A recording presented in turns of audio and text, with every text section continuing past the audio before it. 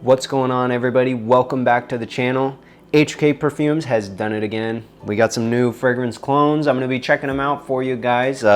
We got the OGs as always right here, and then we're going to be comparing and contrasting two fragrance clones of Boadicea the Victorious. I hope I'm saying that name right.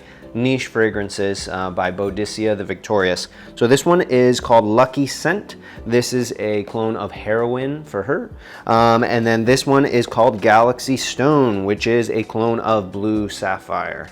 Okay, so these are very expensive niche fragrances. Let's see how this stacks up. Huge shout out to HKPerfumes for sending these over. Let's check them out. As always, they're gonna come out like this from the container, kind of like a book, which I really like. And then here's the container inside. Looks kind of like a nice golden, sort of a pastel golden yellow color. And the box itself is actually really nice too. So these ones have kind of a gold and black design on them, and then there is a metallic sticker on the side with their emblem, and then Lucky Scent for her, it says. So these are 50 mils. But you can pick these guys up in, I think, 10 mil, 20 mil, 30 mil, 50 mil, and 100 mil. So literally whatever size you want. They're usually pretty solid price. But I'm gonna throw the discount code that I have. It's like 20% off. So definitely use the discount code. It'll be in the description. Never pay full price for fragrances, guys.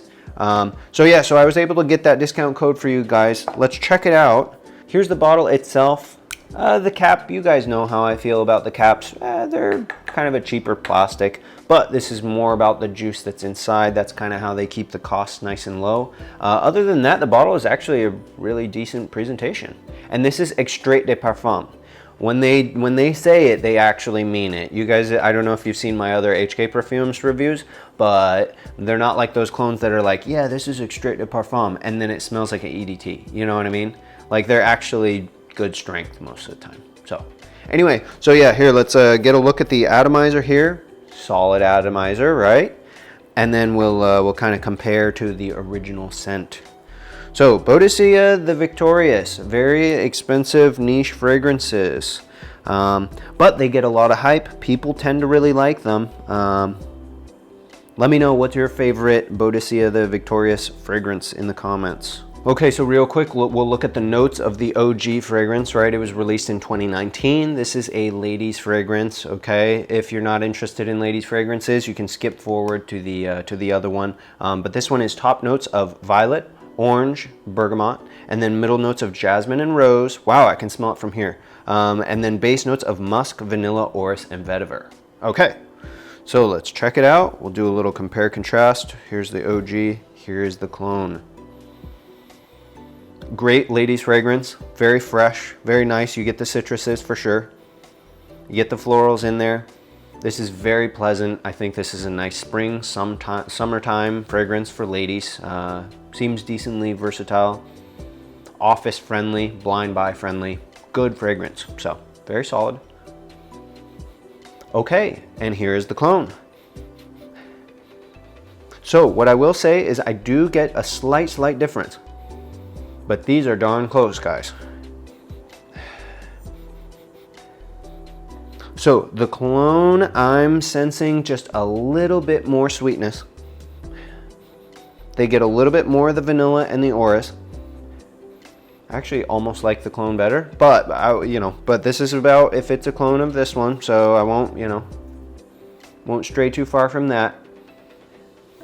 We're talking about how close this is. I'm gonna say this is kind of in that 90% range. I don't think it's in that 90 to 95 because there are some slight differences.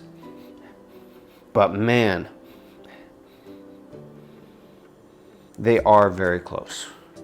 So as far as strength goes, this is actually quite powerful. Probably more powerful than the OG.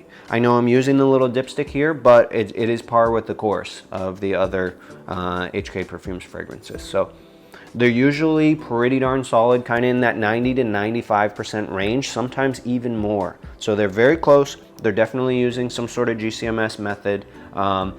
Really solid clones. So yeah, so this one's pretty good. That one I will say is a go. I can definitely detect the difference in the vanilla and the base notes there, but other than that, the middle notes and the top notes seem to be exactly the same. So yeah, let's check out this next one here. This one is called Galaxy Stone. Okay, this is a unisex fragrance, okay? So here we go, we'll open it up. There's a nice little sticker on there with a thing. Pull out the bottle. It says Galaxy Stone for both. Nice little metallic sticker. And then of course the cap here. Okay, so we'll look at the notes of the OG of Sapphire, Blue Sapphire. Okay, this one I have heard a lot of people talking about. This gets a 4.23 out of 5, so it scores very well on Fragrantica. Released in 2013, so it's been around for a little while. Top notes, we got lemon, chamomile, sage, saffron, tagettes. Middle notes are rose, jasmine, and magnolia. Okay, so kind of more floral in the middle notes. And then base notes of oud, patchouli, and amber. Okay, so this sounds like it's going to be a really interesting fragrance. I'm actually not familiar with Blue Sapphire. I've just seen things about it, but I've actually never smelled it before. Okay, let's get some of the real deal on here. Okay, and then we will get a spray of the cologne. As always, great atomizer there. Okay. Whew, really hits you with the oud, holy moly. Yeah, you get the saffron. And there's the cologne.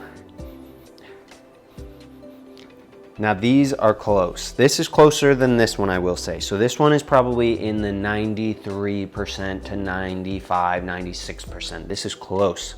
I mean, if you just walked by somebody and they were wearing either one of these, you couldn't tell the difference. But really, they're very similar. I think this one smells a little bit more animalic, a little bit more of the oud. And I'm really nitpicking here, guys. You know how I nitpick the fragrance clones, but very similar. This one's gentler on the nose. I'm gonna 100% say yes with this one. This one 100%, this one, yes, this is good. This is for ladies, of course, this is not a masculine fragrance. This one, I would say that this leans more masculine, especially with this kind of oudness, you know, in the original at least, definitely masculine.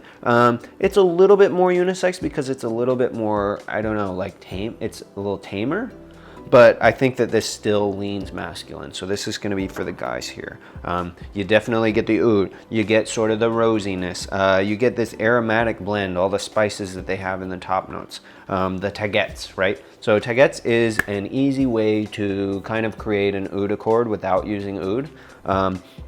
So it's one of those kind of ingredients that helps boost the oud smell. So very, you know, I think it's a very niche fragrance. I would probably get your nose on the original of this one, or if you already know that you're interested in it, then just go for it. But yeah, they sell all sorts of containers of them. So I think it's 10, 20, maybe 10, 20, 30, and 50.